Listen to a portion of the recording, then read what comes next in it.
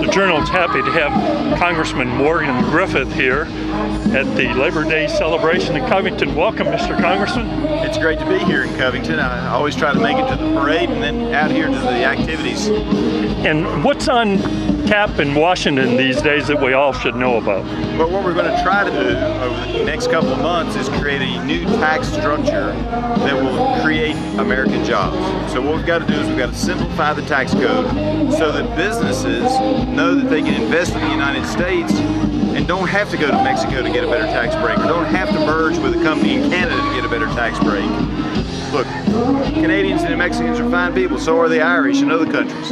But we want those jobs here in the United States, so we're going to try to create a tax code that simplifies it for the families and simplifies it for corporations so they can keep those jobs here in the United States and expand their companies in the United States. One of the things people don't realize that happens, if a company makes money in Indonesia and they leave the money in Indonesia, we don't tax them. But if they bring that money back, an American company brings that money back to the United States, we charge them a 35% surcharge, that's a tax, to bring that money home and invest that money in new jobs here in the United States. So what rate do you think will it end up being? Will it be 10, 15, 5? You know, the president has talked about 15%. I think we're going to be closer in the low 20s, but right now we're at 35%, the highest corporate tax rate in the world.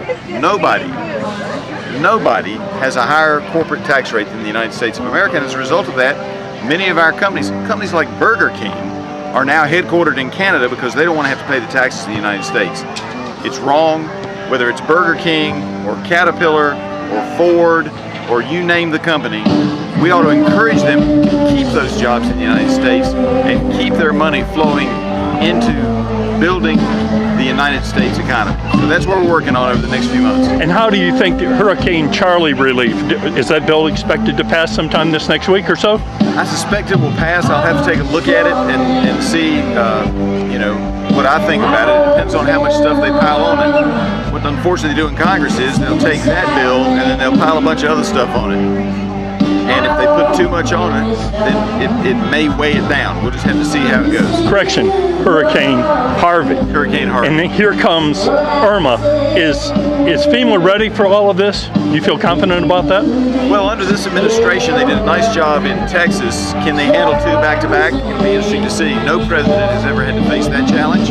But so far, President Trump on Hurricane Harvey definitely they've met the test. Now, it'll be months and years before all the damage is repaired, but so far they've done a nice job of it. We'll see. Hopefully Irma will skip us a little bit or take a turn to the ocean and never hit landfall, but if it hits, it's probably going to hit the Atlantic and we'll probably get some rain here.